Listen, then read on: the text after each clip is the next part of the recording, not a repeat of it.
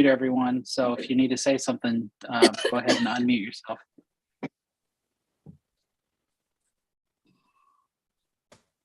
One. And that means I muted you too, Daniel, so you have to unmute yourself.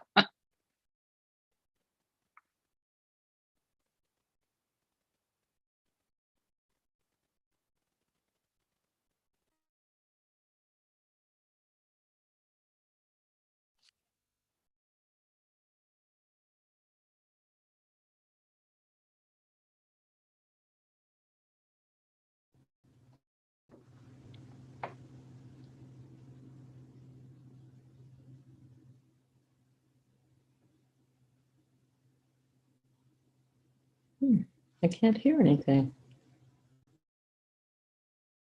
Give me just one moment, y'all. Okay.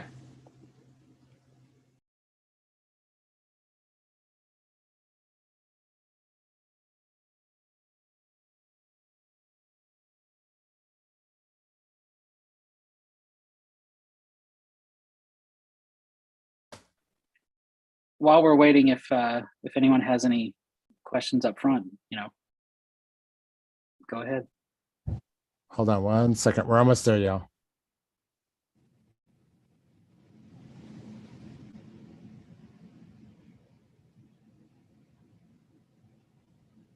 Okay.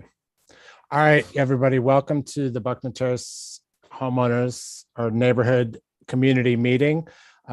We welcome everybody, and we have a lot of fresh faces. We have some guests this evening. So I'd love to, we have a light agenda this evening, but I'd love to be able to just give like a little shout out if anybody would like to say hello and welcome to our meeting. I'm gonna just give a shout out. We got Jesse Armstrong. He's our secretary. Hi, Jesse. Is there anything that you wanted to say to everybody? No. Yeah. Not that I know of.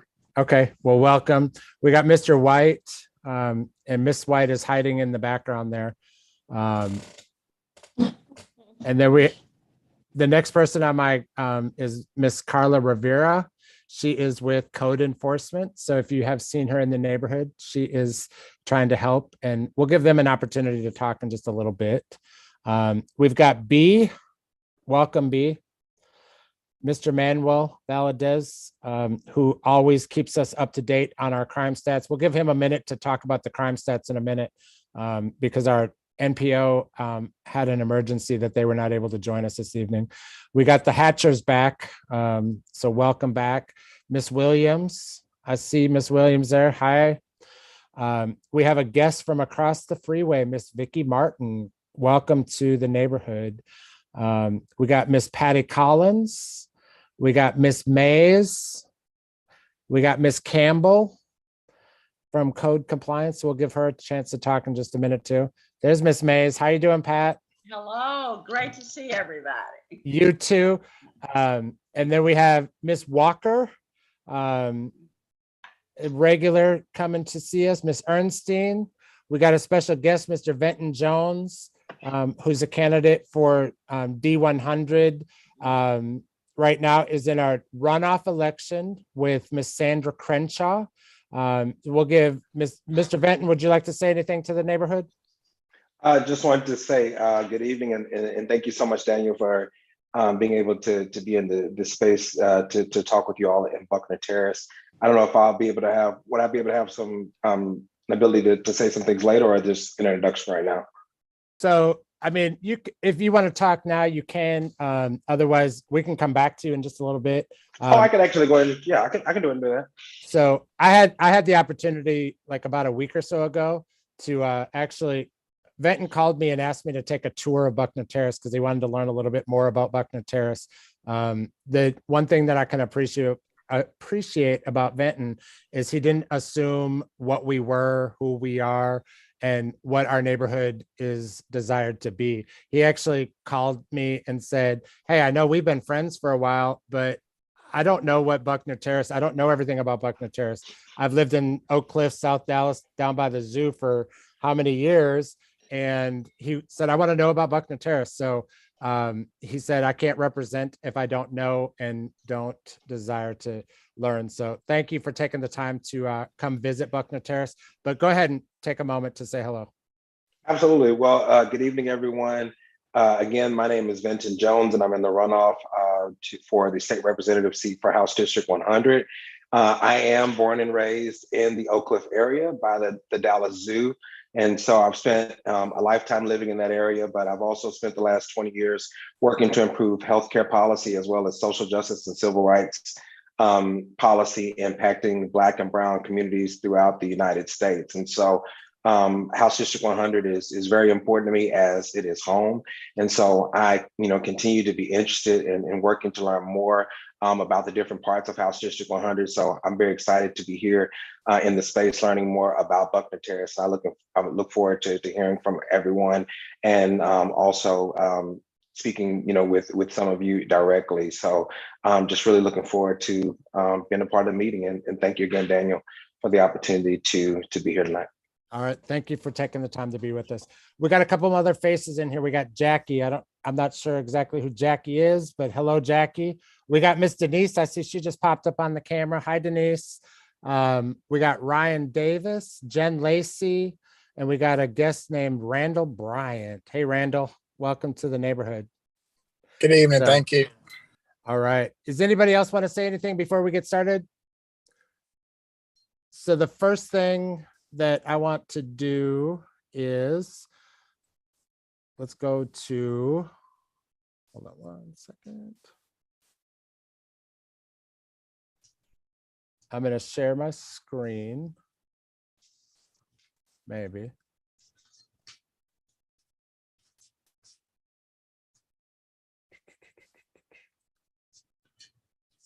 All right, I'm sharing the screen. Can you see the minutes? So the first thing on the agenda would be, can I get a motion to approve the minutes from the February 22nd, 2022 meeting? So moved. Thank you, Jesse. Can I have a second? Ms. Pat Mays, I see your hand. And any discussion? All in favor? Raise your hand so we can see you. All right. Any opposed? Motion carries. The second thing is, It was Patty who second? no, it was Pat Mays. Pat Mays. Okay.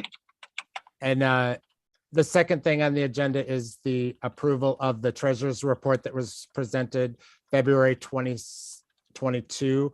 It had a beginning balance of $1,857.08, ending balance of $2,032.94. This was presented by Treasurer Tom White. Can I get a motion for approval? So moved. Thank you, Manuel. And a second? Yeah, I can't see anybody, sorry. I'll second. I said, All right. Thank you, Jesse. Any discussion? All in favor? Aye. Aye. Any opposed? Motion carries. And our new financial report, Mr. White, would you like to present that? The beginning balance, I have it up on the screen.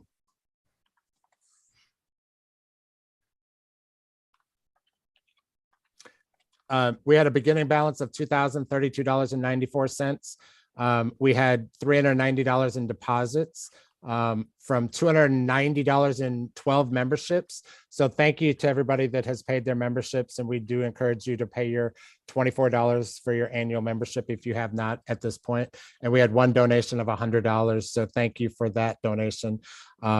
We spent $487.94. We did a social event at Edna Row, and we did one at Guzik as well.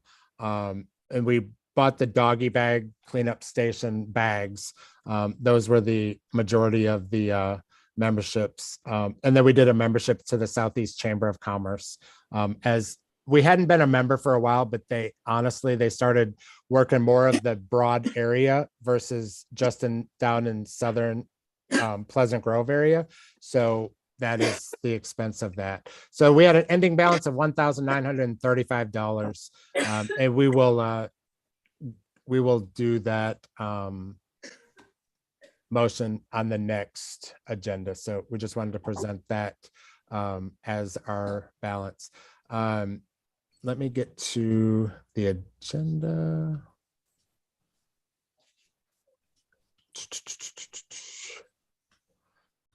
Oh, hold on one second.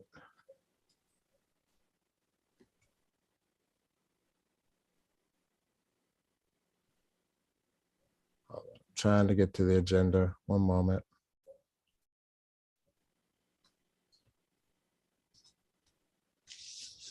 All right, so we've done the introduction, we've done the meeting minutes. The crime watch stats, as I had mentioned earlier, Officer Brian Joseph had an emergency at home and called me and said he wasn't going to be able to make it. But Manuel actually presented me with the crime stats earlier this week. I think he sent them. And from what Manuel is presenting, he follows these pretty closely. So he's, I'd love for him to be able to, expand upon what he saw as our trend this month. One of the things that I've been very pleased with is the reduction in burglaries and robberies within our area, and basically in the residential areas, the improvement has been really dramatic compared to several years ago. The other thing that was really low this time was burglary of motor vehicles, which was really dropped to about 1 or 2. So whatever it is that the community is doing, they're doing a really good job at it. So I would encourage everybody to stay involved and continue calling the police when you have any issues, and get to know your neighbors. But so far, all I can say is we're doing great. I don't know how we compare to the rest of the city, but I do know that as far as the Southeast, we really are top notch there. So that's my report, unless anybody has any questions. The other thing that was noticeable on the decrease was the number of incidents in our business areas, which is mostly on Interstate 30 and Samuels. So those have decreased quite a bit. So we've always, the stats that we've tracked in our neighborhood, and Manuel has consistently done this since 2014.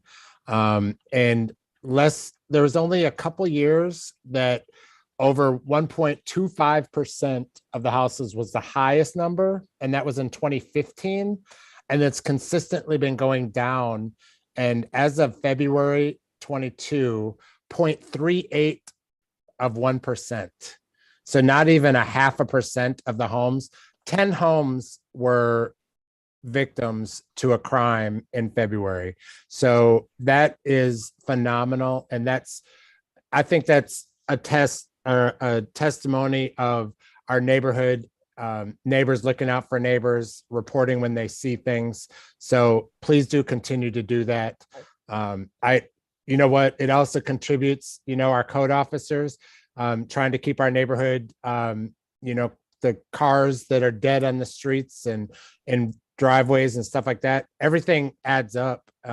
So thank you to everybody for their efforts on that. And thank you, Manuel, for always keeping us in the know. Yeah, just for comparison historically, and I'm sure Tom remembers, in the mid 70s and 80s, we were having 40 to 50 just burglaries, residential burglaries a month. Wow. So it's been really a decline to where you only have 1 or 2 now, and hopefully we can keep it that way. Right. It's January, it was 14, and February, it was 10 incidents out of 2,630 homes. Out of 2,600 homes, there was only 10 incidents reported.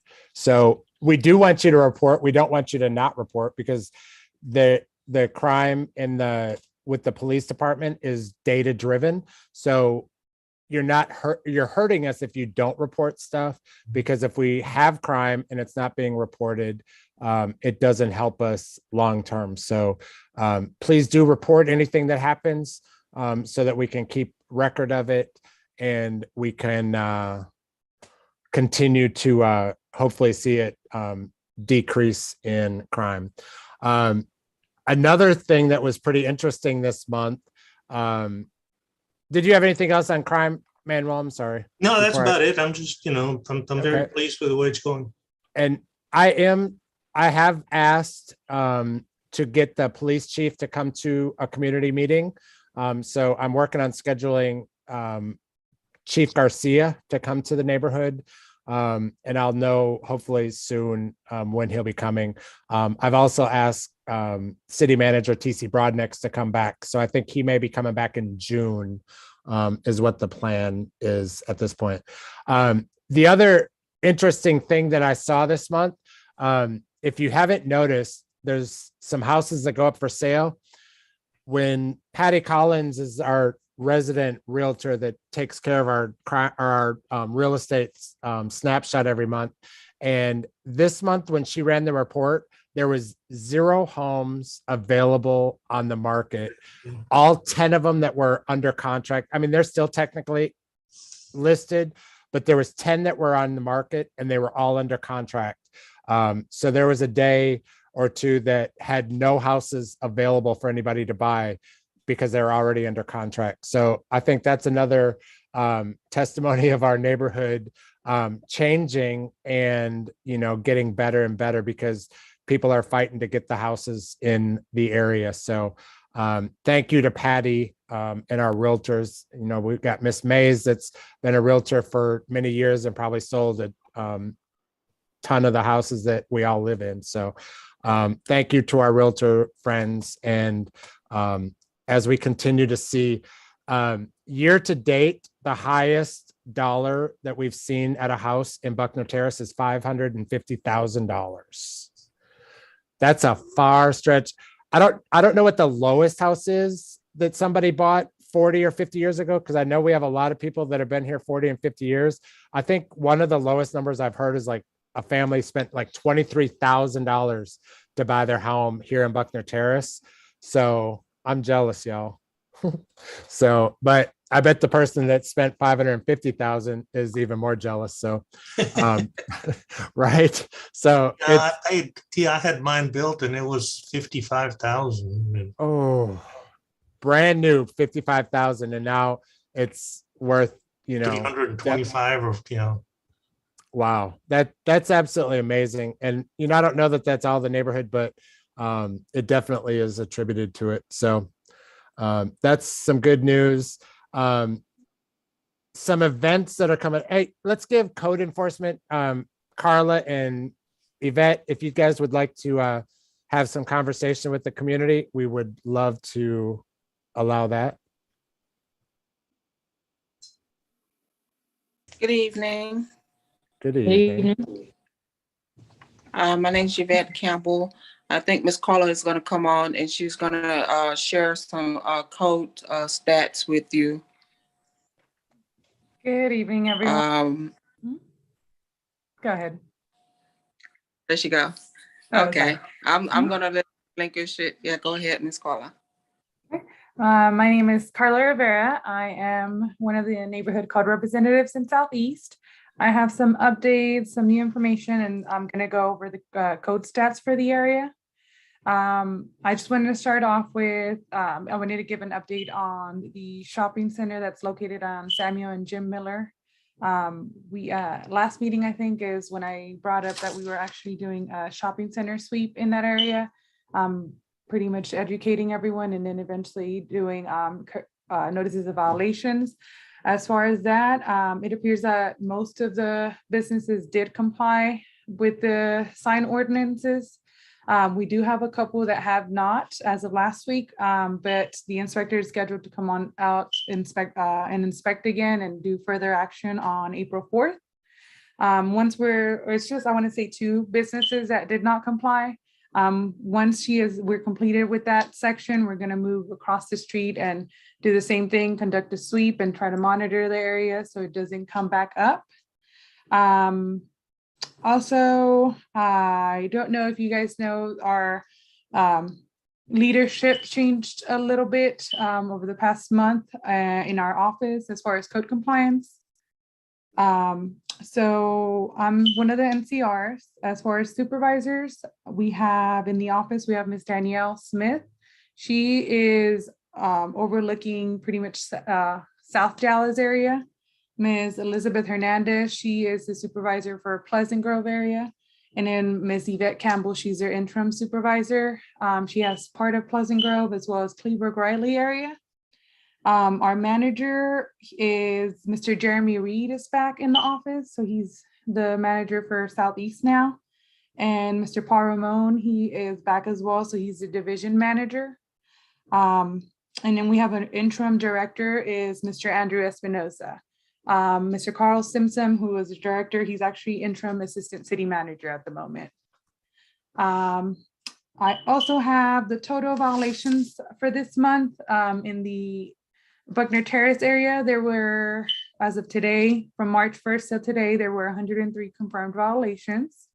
The top 3 violations, number 1 was being litter. That was the main violation that we constantly saw in those 103 violations. Number 2 was signs. That's either signs on the public right of way and signs on private property as well. And number 3 was illegal outside storage. As far as illegal outside storage, those are pretty much items that are not made to be stored outside, either appliances, refrigerators, furniture that's not meant to be outside, either tables or couches and things like that. And bulk trash was really close. So that was one of the pretty much, I guess, the top 4 code violations. And that's all I have for you guys. Do you guys have any questions? I need some help with one of my complaints that I made to code enforcement. I'm Eleanor Walker. Do I call you or how do I handle that? Ms. Walker, do you have a code or a number? Yes, I do. If you could text her, I mean, you could give it to them, or like you could, if you text or email it to us, we can get it to them. We'll have them put their email in the chat if you want to go there. Otherwise, if you email it to me or copy info@bucknerterrace.org, we will forward that on to the code compliance. But we'll definitely, having that service port number is definitely your key. So thank you for having that. So if you want to type it into the chat, you could do that and they could grab it there as well. However, you have multiple options to do it. That 'cause it's going on for Go ahead. You cut out. I had a question. Go ahead, Manuel. What is the policy for people that are constantly doing Okay, mechanical I'll do work that. on their That car? has been going on for a long time. Can you hear me? Yes. Yeah, that are constantly doing mechanical work on the car on the outside front of the house, Are they? changing oil, changing brakes, changing, and Are Are they, you like, on saying the working on their own cars or driveway? working on like multiple well, cars? this particular house that I'm talking about couldn't have that many malfunctions on their vehicle, so yeah, I'm thinking that they're working on other people's cars. It's a lot better than it used to be. Let me put it that way. Are they located on like their driveway or is it on the street? On the street. On the street. Ms. Yvette, I know we normally handle anything when they're working on their driveway on the private property. Are I just want to confirm with Ms. Yvette as far as when they're working on the street. If there's another department. So if it's a possibility that they're working on other people's vehicles, yeah, that, please call it into 311 so we can come out there and see. Go if they're running like auto service center from the home, then we can try to look and see if they're doing like illegal land use. But in some instances, if a person, you can do minor work on vehicles, on your own vehicles at your residence, but if it's a constant flow, that does put up a suspicion that something else may be occurring. So if you call it 311, we can look into it. The only thing is we do have to be able to somewhat verify that this is what's happening, that they actually charging people to do repairs at home. Okay, so if I understand you right, that you can do minor work on your own vehicle as long as you're not impeding traffic. Yes, Okay, yes. okay, that's fine. That's But what I they need to should know. actually, they don't have a driveway or they don't have a driveway or, No, they have a garage in the back, but the garage entrances is all covered with cars, about 6 of them in there, so they don't have okay, access so to it. yeah, so sound like, yeah, so either way, if they, I wonder if that makes me think, does all the vehicle work? Are they operable that's in the rear? So if you can call that, if you don't mind, if you can call that location in to 311 so we can look into, because we may have to address the other vehicles that's in the rear there if they're not operable, because there's not a limit on the number of vehicles you own, but if whatever vehicles you own, they do have to be in working or operable condition. Okay, thank you. Excellent. All right. Do we have any? We do have, I just wanted to give a shout out. We have Senator West's office, Kelvin Bass is with us this evening. So welcome and thank you for coming and stopping by Buckner Terrace community. You're welcome to speak if you would like to. If you want to unmute yourself, and there you go. Okay. Good evening. Let's start out with drop in a little more often. I think this is about my second meeting over the last few months. I won't have much to say. I was kind of interested in what code had to say about people working on their automobiles. Right. Excellent. I'll just be listening. All right. Well, thank you for stopping by and we appreciate it. Sure.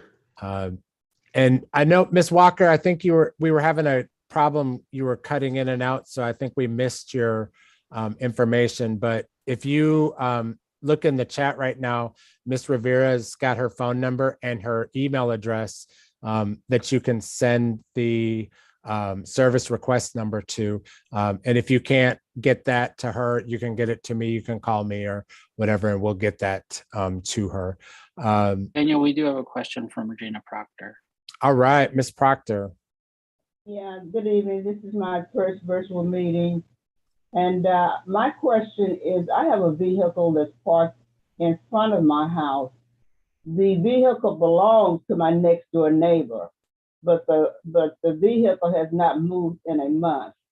And I was going to go over and ask them to move it because they've got plenty of parking spaces in front of their own home, as well as a side driveway.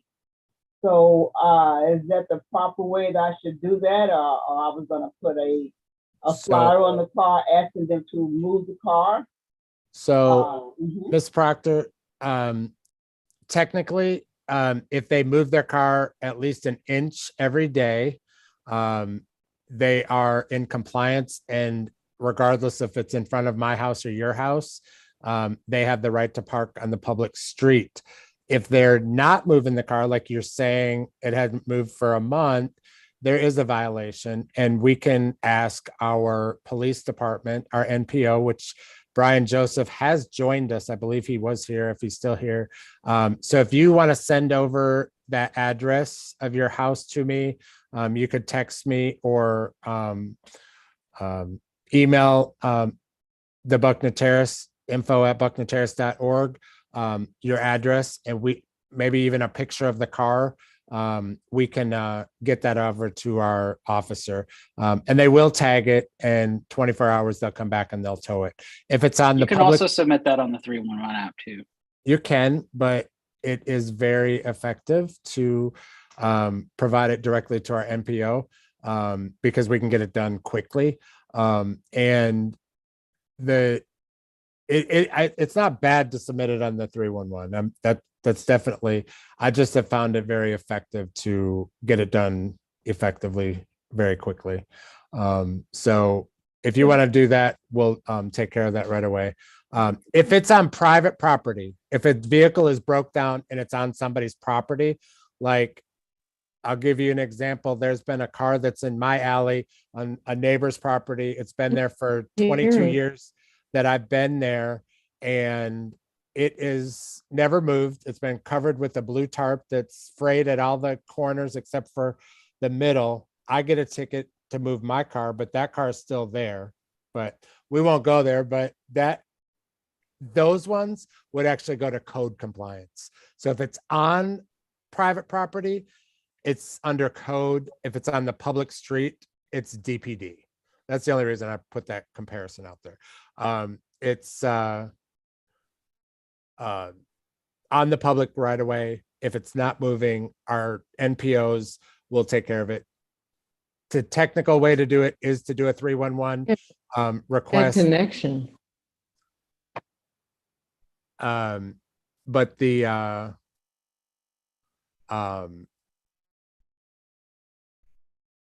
an easy way to do it, even if you do the 311, you send me the service request number and we'll get it done as quickly as possible.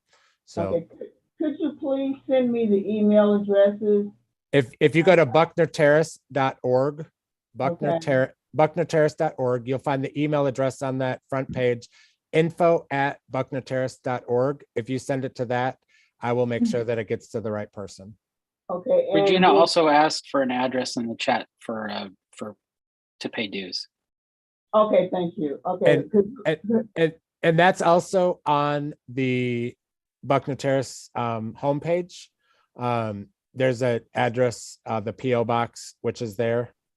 But one thing that I did want to share, I was excited to make a reservation at Edna Row that we can all join everybody in person starting in April.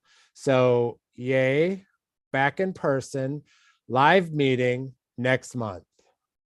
Mr. White told me I had to do it. I was trying to sit at home in my pajamas, but he said we had to do it. So next month, Crime Watch starts at 6:30. And you hear that, Joseph? You hear me? Are you there? We'll start out the Crime Watch part of the meeting at 6:30, and at 7 o'clock we will start the neighborhood meeting.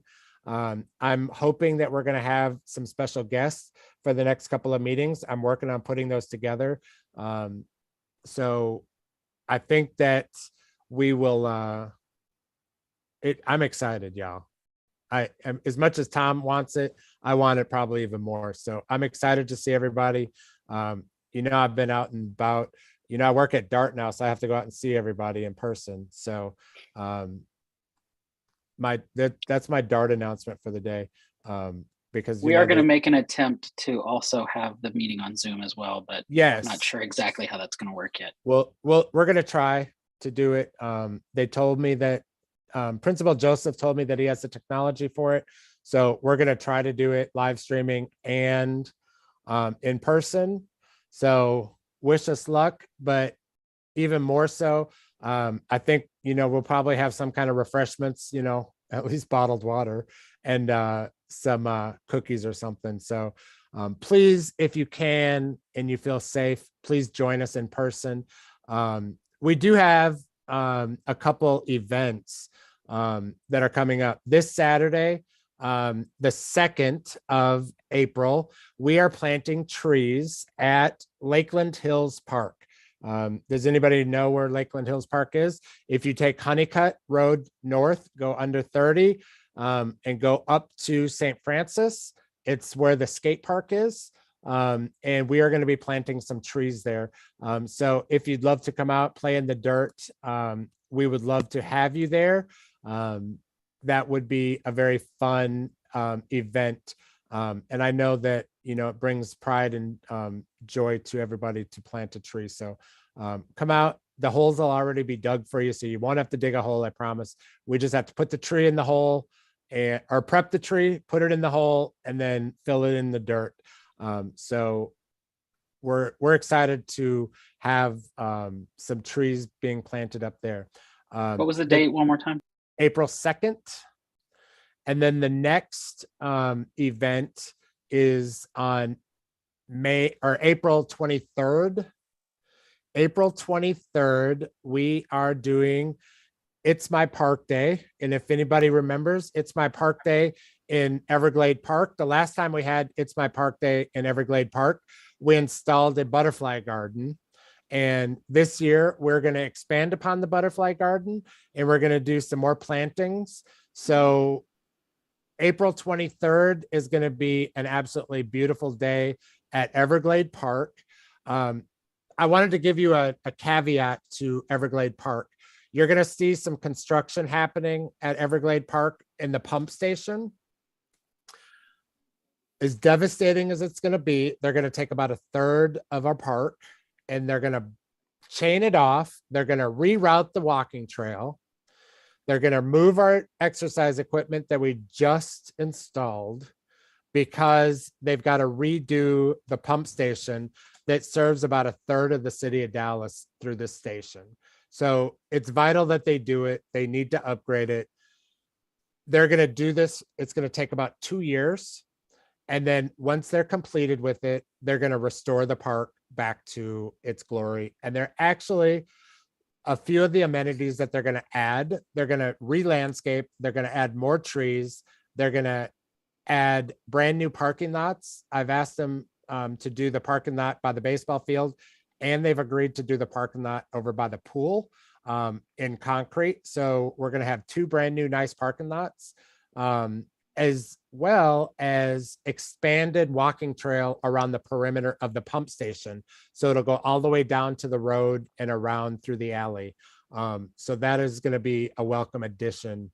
So the trail, while it's going to get smaller for a moment, it's going to eventually be doubled in length and actually have, a few cut throughs, and, you'll be able to do a variety of loops instead of just around and around in the same loop. But I have noticed that since the walking trail has been installed at Everglade Park, the park has actually come to life. So I'm thankful that everybody takes time. I know Miss Williams walks there on a regular basis, and I've heard that from a lot of neighbors. So we're excited that, that is something that the neighborhood loves. We will also start to see the artwork. If you guys remember the artwork, the yellow butterfly sculpture that we presented a couple years ago, they are fixing to install that at some point pretty soon. So we should see that at the Symphony and Everglade Alley corner. We should see that just off that corner. So does anybody have any questions about Everglade Park? It's My Park Day, 9 a.m. on April 23rd. Watch, I'll send out a flyer on that. But I would love to see some neighborhood participation. I have done some tree plantings in other neighborhoods, and I've never seen a better show of support than in Buckner Terrace. So I get disappointed when I go to other neighborhoods and I don't see the same support, because I'm used to you guys actually showing up and being participatory in the meetings. So, or in the tree plantings and such. So, all right. Does anybody have any questions about Everglade Park or anything else so far? We got Officer Joseph. Do you want to talk, sir? As he just jumped off, I think. Oh, there he is. How you guys doing today? I'm sorry. Neighbor had a situation. I had to help out for a minute. So I'm gonna be real quick. Everything's looking good. there were two things that burglary of buildings have gone. I see two so far. One of them was no forced entry, which means either the door was left open, or either the door was left open, or they knew the person that broke in there. I'm sorry. Only problem is along 30 with your East Thorns, your Walmart. That's the only problem you guys are having. Everything else, I mean, look amazing. Just a couple criminal missions, but again, those are in apartment complexes.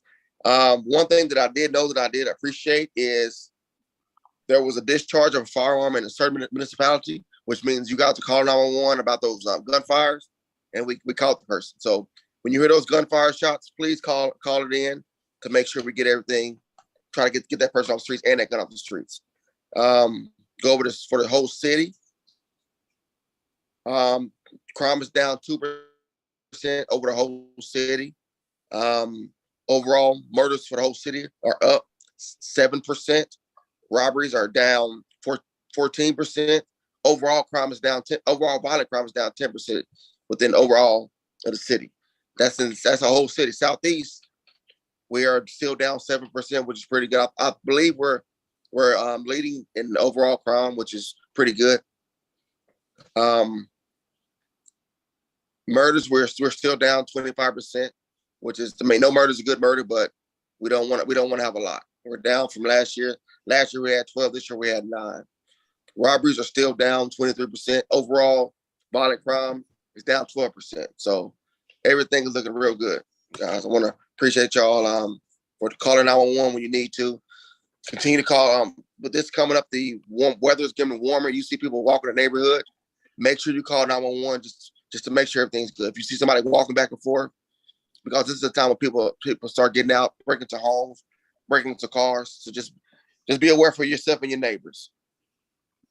And then on that 311, yeah, it's best to email me. Email Daniel, and he'll email me on those 311s, and that would get close, especially if the car's been there for a while. I know I had that problem on 18th Beach where I had to go talk to the neighbors, and they eventually moved them. So that's what we try to do instead of towing them. We had a situation that I called the city parking enforcement, and I asked them, I said, can you come to the community and do some proactive parking enforcement? And I was told, no, we don't do that. We don't do that. We don't do that. They pushed me up like 3 supervisors to a manager. Nope, sorry, we don't do that. And then I said, okay, thank you. And I emailed our city manager, TC Broadnex, and I said, TC, can you help with this? And within like 30 minutes, I had a manager calling me saying, hey, Mr. Wood, we're coming to your neighborhood to do some proactive parking enforcement. So they're coming, they're looking. And so if you see them, let us know where it's streets. And I mean, it's got to be more than a week, because if a neighbor goes on vacation, you don't want to get their car towed on that. But we know when a vehicle has been there for far too long, especially if they have windows busted out or stuff like that. So thank you for, when you see it, report it. But Mr. White, you had a question? I have a question for Brian.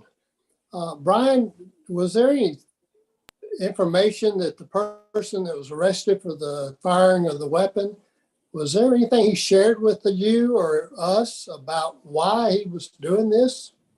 No, sir. Most times they just do it for fun. I think it's cool, but they don't understand when a bullet goes up, it must comes down. Every year we have a situation where somebody gets hit by a straight bullet. So they just do it for fun. They don't care. Sometimes I know in my other part of my division, I've had people just come out and just do it just to say this is my neighborhood. So don't fool around with it. But most of the times it's just people just trying to show out, waste money on bullets, pretty much. Did this person have what age person was he? I don't have the age on him. No, sir, I don't have the age on him. Okay. Yeah, but he was he had at least be over 17 to go to loose territory. Okay, thank you, Brian. Good to see you. Oh, and then when you do get those calls about that, if you see them, like let's say you see a group of people and you see somebody fire, try to get the best description you can. He's wearing a red shirt, blue jeans, and a red baseball cap. That'll be perfect right there. That'll be a good witness for us to put in our report and make the arrest. Thank you, Officer Joseph. I have a want to question. give. I have a Go ahead. question. Go Yeah, ahead. I have a question for the officer. I do the crime stat reports, and every time that I look at the open portal and stuff like that and get the information to do my reports, why is it that unauthorized use of motor vehicle always has 2 incidents? It's always counted as 2 incidents. It should only be counted as 1. Well, you need to go back and look at them because every time I see it, it's 2, and I thought maybe one was breaking into it, and the other one was taking the vehicle. No, sir. It I should just couldn't- be 1. But I'll go back and look just to make sure. Yeah, please do that because I've always wondered, why do they count them as 2? If you have 4 stolen vehicles, you end up with 8 incidents, No, sir. That's not correct. No. Yeah, I know it's not. Yeah, I don't know who the advised like that. I'll look into that for you. Okay. Awesome. I do want to give Officer Joseph just a little kudos and thank you. Our NPO officer, if you are here regularly, like most of us are, he's not our assigned NPO officer. He actually takes it upon himself because we all are known each other for a long time. So he actually is taking care of us only because of us. He likes us. So it's not really his area, but he's here helping us. So thank you for doing that. And we appreciate you being here for us. So. And your Miss Hernandez, she will be back in, I believe, May after she has the baby. So she'll be back pretty soon. But I'll still be coming too, so no worries.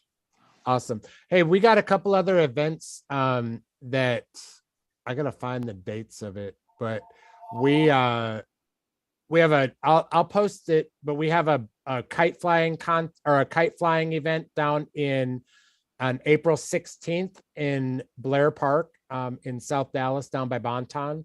And then June 4th, we're doing a fishing event that we have actually the wildlife and fishery folks come out. We stocked fish in the pond about a year ago or 8 months ago. And I actually went down there one day and somebody was fishing and they actually had like 4 bass that they had, or catfish that they had caught that were pretty big. So yeah, no, right. Yeah. So, it wasn't my fish, so I can say how big it was, right? But it was definitely a fun event last year. And both of the kite one and the thing. April 13th, a Wednesday, there's another event coming to the neighborhood. Edna Rowe is going to do a spring fling.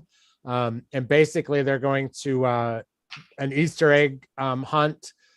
So yeah, that was so nice of y'all. We actually bought some eggs for Edna Rowe, and we're going to buy a few more. We're going to buy some with little toys in it and not the all candy, but we got some for candy as well. But we, as a community, have bought some eggs to support our school because they asked. So we are here as a support to our schools. So as they continue their transition, we won't hear much about the transition to Montessori until after the school year ends. And then in the fall, they'll really start the whole process of unveiling and, creating the new school, because it's really a brand new school that's going to be launched in the campus. And we'll launch it. And the ultimate goal, or, what we're looking at right now is the Buckner Terrace Montessori will be formed in the 23-24 school year with pre-K 3 through 2nd grade. And then after that, we'll add a grade every year after. So I think it's going to be an absolutely incredible addition to the community. Does anybody else have any questions? Anything? What was the date of the fishing event again? The fishing event is June 4th, and that's at Blair Park as well in South Dallas. I did check in with the construction at Tennyson Village at Buckner Terrace, which is AKA the formerly known as Buckner Retirement. And that development is, they're waiting for about 70 days for their building permits. That's what they're really waiting on. And those permits, hopefully within the next week or so, should be issued. And then we should start to see some buildings going up, or some homes going up. But I do have to say that the wall that they've put up has been, a pretty nice brick wall. So I'm excited to see that. Ms. Hawkins, you have a question? Yes, I do. So what is the city of Dallas doing to the streets? There's a lot of construction in my area. Clover Haven, Bridge. The construction, the day that somebody told me there was a lot of construction over there. So they asked me to come over and look. And what I saw is that they were doing a lot of the fiber installation. AT&T has got contractors throughout the entire neighborhood. They're installing fiber optic cables. And that's the biggest thing that I've seen. Because quite honestly, your streets are actually pretty good. They weren't like damaged or anything. So that's the only thing that I can imagine. And I haven't heard anything other than that. I don't believe that's AT&T because AT&T has fiber in the alleys. Okay. It was installed a couple of years ago behind my house. So there's construction in the streets in the front. That's got to be something else. The only thing I know is that when we have inquired, it's been AT&T is installing fiber, and the trucks and the equipment that I've seen when I was over there and the neighbors have talked to them is that they've been installing fiber. So I don't know if it's a different fiber, but that's what we were told it is. So maybe they've done some in the alleys and some in the fronts. I don't know. I've seen some in my alley and some in my front. So I know that and make sure you look for any signage. So if it's like water department or something, they put out signs, but they're usually at the ends of the street and stuff. Sometimes it's easy to miss. Right. So well, the signs actually say street work, not so much. And I haven't seen any AT&T vehicles, and I used to work for AT&T, so I kind of know. Yeah. I think it's a contract. I think it's a contract. Are they like Miller Pipeline vehicles, or like what? Do you know the names on the trucks? I did. I'm sorry. I think they're using outside other construction. Outside contractors, and I've seen some as well with the AT&T because there's happening on my side as well. But I think they're using outside contractors, so they very well may not say AT&T. Right. Okay. I mean, I just went when I came down your street one day, and they were putting the cables, because what they do is they bore a hole and they actually put these orange tubes, and then they put the fiber down in those tubes. But they're boring those holes under the sidewalks and stuff. So, but I think there's places where they have to dig up the street as well. So, because it doesn't make sense for them to be tearing up your streets, because in all honesty, the streets are actually in pretty good condition on your area, I believe. I haven't noticed much damage over there. But that leads to there's construction that is starting to happen on Buckner. If you haven't noticed, they've installed sidewalks almost from Sam's Club all the way down. And they continue to go south on Buckner. And they've gotten to, the last I've seen is at least till Fox Fuels. But along that route, there's the corner that HEB owns, and then under that creek, there's a stretch there. And if you notice, they've put up a fence around there. They're working through the permitting process to start a shopping strip center along there. But the information that I've received is that they do not have any entrances on Clover Haven. So all of the entrances and exits will be on Buckner specifically. So it shouldn't affect the neighborhood driving in for extra traffic. So, and then there's a buffer along Cloverhaven. So, any other questions about that? No. Okay. And there is Lomax and Forney Road, that zoning case for the foster home it went through planning and zoning, and it's without, I submitted a request to have a community meeting before the hearing, and they didn't seem to listen. So I believe Councilman Bazaldua is actually going to ask them to send it back, and he's going to try to send it back to planning and zoning so that they can actually go through the community process of having community meetings, so that the owner of the business can actually come to the homeowners meetings and tell us what they are planning for that business to be in our neighborhood, so that we don't have any misconceptions of what that is. So hopefully in the next month or so, we will see that coming. Is there any other questions, concerns that anybody has that we can try to address?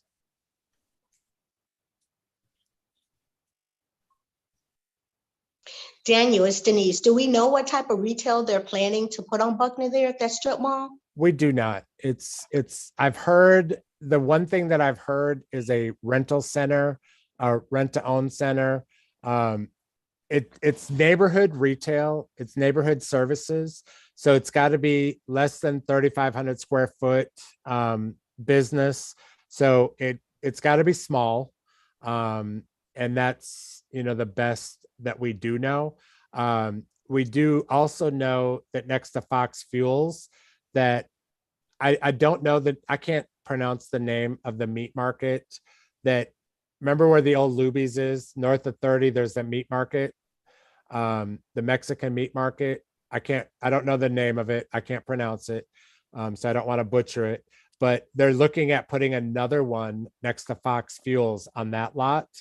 But the first proposal that they sent to me laid it out and put the dumpsters right next to the alley and next to the homes that are on Cloverhaven. And I told them that I wouldn't even bring it to y'all to present to the neighborhood, and I wouldn't invite them to the neighborhood until it was a presentable plan. Because quite honestly, I think that the dumpster from a grocery store should not be next to the houses if there's an option to put it next to the other business. So I'm asking them to redesign that layout before they come to the community. So that's as far as we've gotten on that. But we are working on the rec center on Forney and Buckner. We're working on securing that property yet. So that's still in our hopes and dreams for that corner. And hopefully that'll come to fruition. We've got a lot of city staff and other people that are very supportive of that. So hopefully we'll see that come to fruition. We're actually going through the appraisal process right now to figure out what we have to buy the property for. So that's the step that we're in on that. And then I'll keep you informed once we get that land secured. And then the fun will begin, because we have a lot planned for that. It's going to be more than a rec center. It's going to be more than a community center. It's going to be a pretty amazing all around place for the community. So, Ms. Proctor. Yes, did I hear you say that they were gonna do something with the old Furs building? You know what? I heard a rumor a while ago that they were going to put an Olive Garden in there, but then that rumor died as quick as it got to me. So I haven't heard anything new in there for a while.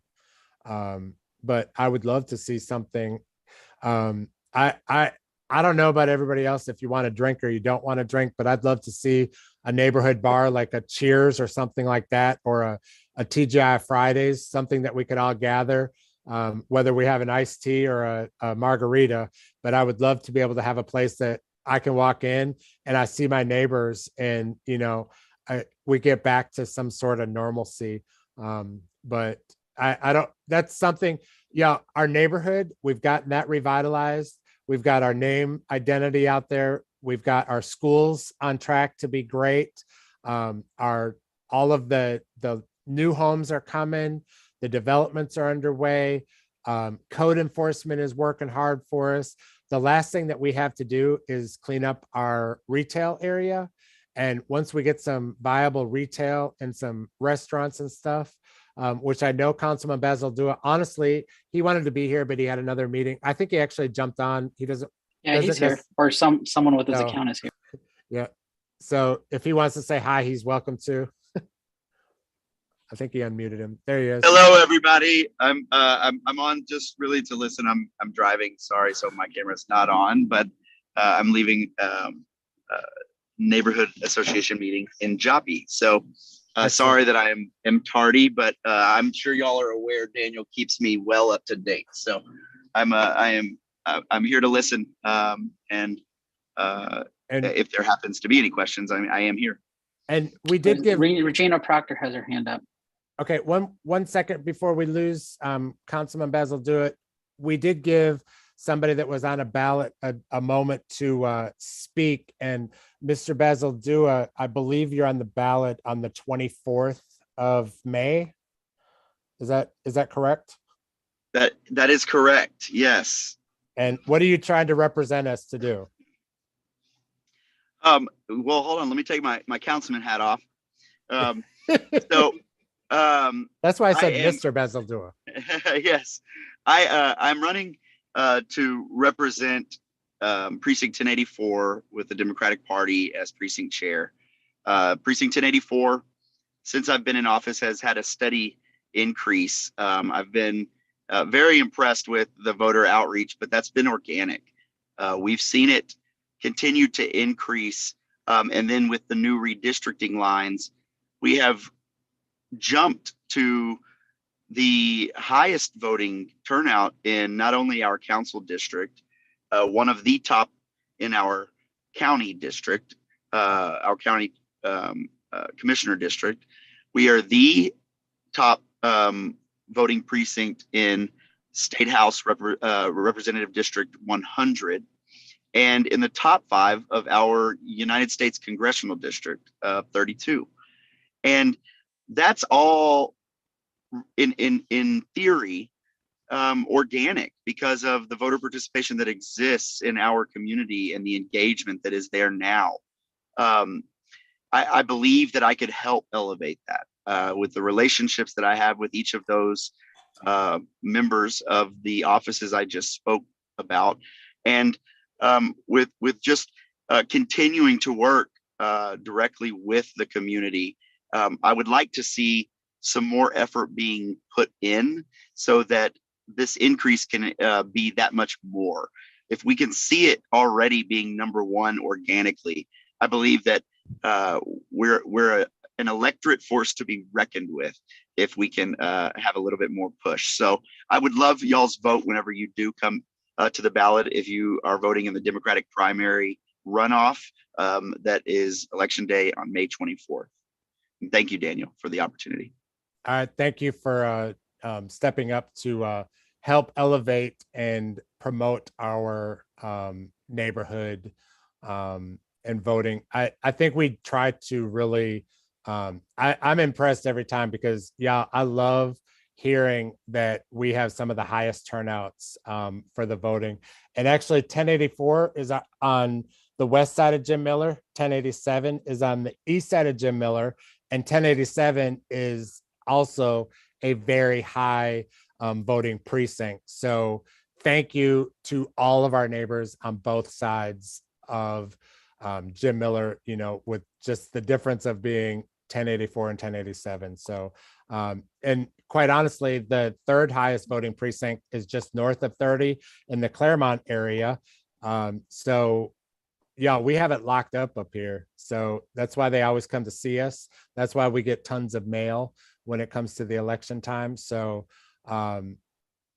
thank you for being informed. Thank you for being a voter. So regardless of who you vote for, thank you for always voting.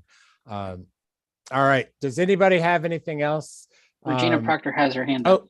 Oh, are you got another question, Miss Proctor? Or Yes, and this Okay. is gonna be my last question. oh, it's all good. Oh, you know what? I've been watching the old bank building on Samuel for years. What's gonna happen with that building? Okay, do you want my vision?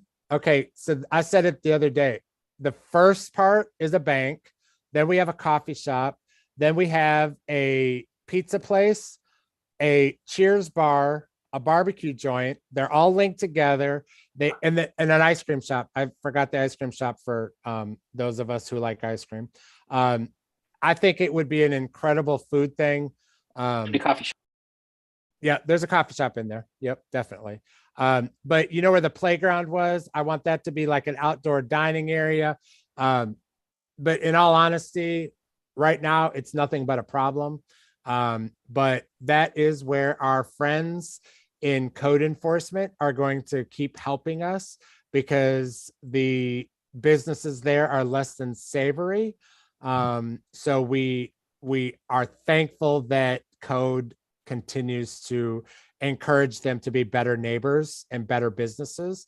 And if they don't want to be better businesses, they can, go to another neighborhood that doesn't care about their neighborhood like we do. So like I was saying earlier, our neighborhood, our homes are good, the developments are good, the schools are good. The last thing we have to do is work on our retail, and we need to bring in some restaurants. I know Councilman Basil Dua before COVID had a restaurant chain that was willing to come in.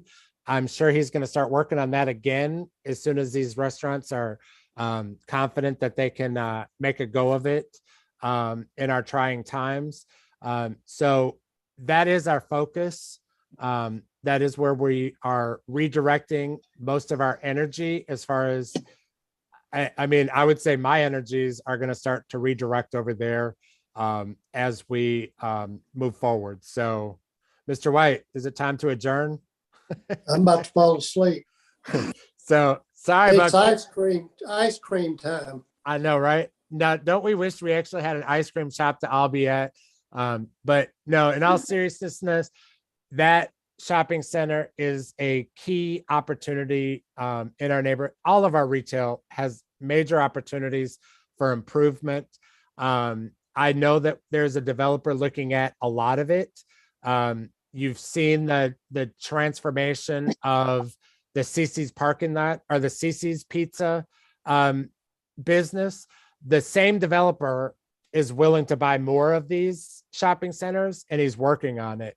So it just, some of the development stuff like that, when they're not encouraged to want to sell or they're not apt to sell, it takes a little bit longer to encourage them to sell. So I might add that if you drive through and there's a pothole, report it to 311. If you are driving through and there's a lot of litter, report it to 311. The more complaints we get for the shopping centers and the bad behavior that we have in the shopping centers, the better arguments we have for our code enforcement to go through and enforce those things. So if you see anything, say something. And if anything else, anybody else? I don't want to keep talking just to talk. Mr. Wood, can you hear me? Yep. Skyline wanted to say thank you to your neighborhood association. And we also want to thank you as our vice chair. Mr. Wood is an amazing person and we love him at Skyline. And we thank you for letting us be your partners. We really do love you, Mr. Wood. Thank you for the invitation. Appreciate that. And I haven't really shared a lot about Skyline, y'all. We started out with a $10 million, or they did like a $20 million renovation, and they removed all of the portables a couple years ago. If y'all remember, there was 28 portables outside the high school. They reconfigured a lot of the classrooms that were big labs, and they made classrooms out of them, and they relocated all of those portables into the Skyline building. And we actually have the band, which I'm assured that they're going to come to our National Night Out this year. They are going to perform in amazing things, but they're a championship. I love that I can hear them practice. they're a championship band, but they can't all practice together because their band hall isn't big enough. So they actually are adding about $32 million to the bond budget. So now we're up to 32 or $38 million. And the last I heard is that we're adding even more. And at the current moment, I'm waiting on seeing the plans of what they're doing at our first Skyline. So we should start to see some major renovations over there. I do. And let me tell you, because they tried to cut our budget, Daniel went and got the money back and got more. So we thank you for that. Thank you. I'm just thankful that well, the first thing is that they said, I asked them, I said, have you ever been to Skyline? And they're like, no. And I said, will you go on a tour? And the guy that was running the bond actually went on a tour with the principal at that time 2 years ago in 2020, in July of 2020. He went on a tour, and when he went on a tour, he came back with a proposal for that extra $32 million. So that's when that happened originally. But then there's more to the story, and I won't bore y'all with it, but long story short, I think there's going to be a whole lot more money that's going to be happening there. One other thing, as a DART representative, because I'm your local DART representative, please, if you have any DART related questions, please do reach out to me. But one thing that I do have is one of my first projects is planning, and I like to do events, y'all. The first event that I am doing at DART, and it's my event, is Older Americans Month, May 26th at Fair Park and Centennial Hall. So anybody, and obviously, if you're not a senior, you can come hang out with me and volunteer. If you're a senior, I want you to come enjoy your day. We've got Miss Senior Texas coming, and we've got some tap dazzlers coming, and we've got a lot of entertainment coming. The jazz band from Skyline is coming to entertain. So it's going to be a lot of fun things, and you'll get I would say box lunch. I'm not really motivated with food these days, but the box lunch is going to be there as well. So lots of trinkets, lots of goodies, lots of good information. Does anybody else have any other questions? Anything else? Anybody? All right. With that being said, thank you all. Next month, where are we going to meet? In person at Edna Row. Edna Row, which, yeah, has it been 2 years since we've actually been in the same place? So yes. I wholeheartedly, just get ready, because I think it's going to be fun. We're working on a special guest. I'll try to have somebody good for us. But I look forward to seeing each and every one of you in person. We'll try to still do it virtually, or at least we're going to record it and we'll upload it. But thank you so much. Daniel, we gotta have a motion. Yep. No, I get it. Okay. I appreciate everything that you guys do. Everything in our neighborhood would not be possible without the support of every one of us, fighting, kicking, and screaming. Even if we don't all agree, it takes all of us fighting for our community. So with that being said, we'll entertain a motion by Mr. White for adjourning, and Ms. Denise, thank you for the second. All in favor? Aye. And we'll see you next month, y'all. We'll see you at